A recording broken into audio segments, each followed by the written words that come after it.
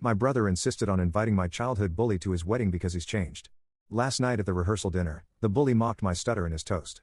I stood up, put the medical records of the 4 surgeries I needed after his prank on the projector, and walked out. Now my family is calling me vindictive for embarrassing them. I, 32 grew up with a severe stutter that made my childhood and teenage years incredibly difficult. School was a daily nightmare thanks to one person in particular, Liam. From elementary through high school, he tormented me relentlessly, mocking my speech impediment, isolating me socially, and eventually escalating to physical bullying that I'll never forget. The worst incident happened during our senior year of high school. Liam convinced me that the speech therapy club wanted me to give a presentation about my progress. Excited about the opportunity and trusting that it was legitimate, I spent weeks preparing. When I arrived, there was no speech therapy event, just Liam and his friends waiting to record and mock my stuttering. When I tried to leave, Liam tripped me, causing me to fall down a flight of concrete stairs. I suffered a broken arm, shattered collarbone, concussion, and facial injuries that required 4 separate surgeries to repair. Liam was suspended but never faced legal consequences because his father was a prominent figure in our small town. My parents considered pressing charges, but ultimately decided against it after the school promised he would receive counseling and perform community service. It wasn't justice, but it was all we got. After graduation, I left for college and never looked back. Through intensive speech therapy, determination, and the support of new friends who valued me, I gradually overcame my stutter.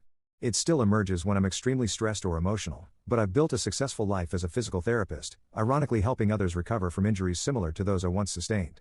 I hadn't seen or thought about Liam in years until 3 months ago, when my younger brother Jason announced his engagement to Emma.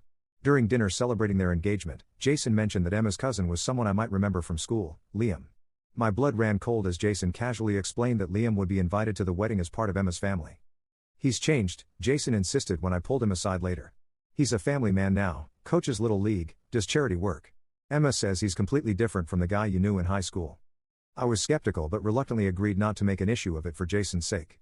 The wedding was important to him, and I didn't want my past to cast a shadow over his special day. I only had one request, that Liam not be seated at my table or placed in any role where we would have to interact directly. Jason promised to respect my wishes, and I trusted him.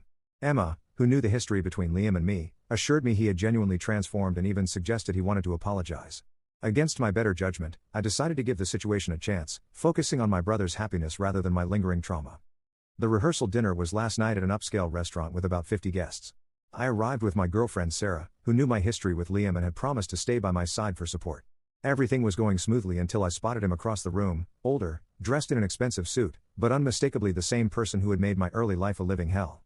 Our eyes met briefly before I looked away, my heart racing. To my relief, Liam kept his distance initially, and I began to think perhaps we could coexist for one weekend without incident. I was wrong. After the main course, Jason announced it was time for toasts. As the best man, I delivered mine first, a heartfelt message about Jason finding his perfect partner that thankfully came out without a single stutter despite my nervousness. Several others spoke, and then, to my shock, the microphone was passed to Liam. "Many of you don't know this," he began, seeming perfectly charming, "but I've known the groom's family since we were kids. In fact, his brother and I were classmates." I tensed, feeling Sarah's hand tighten around mine as Liam launched into what appeared to be an innocent reminiscence about our school days. Then came the turn. Of course, back then, his brother wasn't the smooth-talking physical therapist you see today, Liam continued with a smirk. He was more like TTT trying to get the WW words out. He exaggerated a stutter, causing several guests who didn't know our history to laugh uncomfortably. The room seemed to freeze. I saw my mother's face fall, my father's jaw tighten, and Jason's expression shift from confusion to horror as he realized what was happening. Emma looked mortified, her hands covering her mouth. But Liam continued, encouraged by the uncomfortable laughter of those who didn't understand the cruelty behind his joke. "Remember that time in senior year when you were going to give that big SS speech?" he asked, looking directly at me, his eyes showing not a hint of remorse but rather the same cruel amusement I remembered from high school. Something inside me snapped. Years of therapy had helped me process my trauma, but in that moment, all the pain, humiliation, and rage came flooding back. I stood up slowly, my chair scraping against the hardwood floor. The room quieted as I walked to my laptop bag that I'd left near the small projector system being used for photos during the dinner.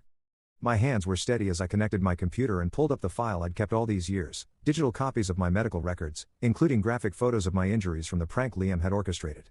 Without saying a word, I projected the images onto the screen that had moments before shown happy photos of the engaged couple. X-rays of my broken bones. Photos of my swollen, stitched face. Medical reports detailing the extensive damage and multiple surgeries required to reconstruct my shattered collarbone. Documentation of the speech therapy sessions needed not just for my stutter, but to relearn proper speech patterns after the facial trauma. The room fell completely silent. I looked directly at Liam, whose smug expression had vanished, replaced by shock and growing shame as the evidence of his cruelty was displayed for everyone to see. Then I disconnected my laptop, packed it away, kissed Sarah on the cheek, and walked out without a word. My phone started buzzing before I even reached my car. Jason was calling, then my mother, then Emma.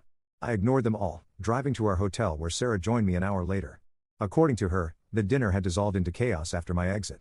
Emma was furious with Liam, her parents were mortified, and Liam had left shortly after, looking like he might be sick. This morning, the fallout began. My mother called, saying I had embarrassed the entire family and ruined Jason's rehearsal dinner with my vindictive display. She suggested I should have just stepped outside if I was uncomfortable rather than making a scene. My father, typically my defender, was uncharacteristically quiet during the call, only saying that while Liam was wrong, perhaps there had been more mature ways to handle it. Jason's reaction hurt the most. While he acknowledged Liam's toast was completely inappropriate, he accused me of deliberately hijacking his rehearsal dinner to settle an old score. He said both Emma's family and ours were deeply embarrassed, and several guests had left early, uncomfortable with the sudden tension. This weekend was supposed to be about Emma and me, he texted. Not your high school trauma. Liam was wrong, but so were you. Emma, surprisingly, has been more understanding. She called to apologize profusely for her cousin's behavior, admitting she had no idea he would do something so cruel. She revealed that Liam had been disinvited from the wedding and that several of her family members had confronted him about his actions after learning the full story. Sarah stands firmly by my side, insisting I did nothing wrong by showing the truth. If they're embarrassed, she said, it should be because they invited someone who nearly killed you and then mocked you for it 15 years later, not because you refused to be his victim again. The wedding is tomorrow, and I'm torn about attending. Jason wants me there but has made it clear he thinks I owe everyone an apology for my dramatic response. My parents expect me to make amends for causing a scene, despite acknowledging Liam was wrong to mock me. Part of me wants to support my brother on his important day. Another part feels betrayed that my family seems more concerned with appearances than with the fact that the man who caused me years of physical and emotional pain was invited into a celebration and allowed to publicly humiliate me again. I don't regret showing those images. After 15 years, Liam needed to face the reality of what he did to me. But I do regret that it happened during my brother's rehearsal dinner, casting a shadow over his celebration. I'm left wondering if standing up for myself was worth the family rift it has caused, and whether some wounds from the past never truly heal, not because we can't recover, but because others won't let them stay buried.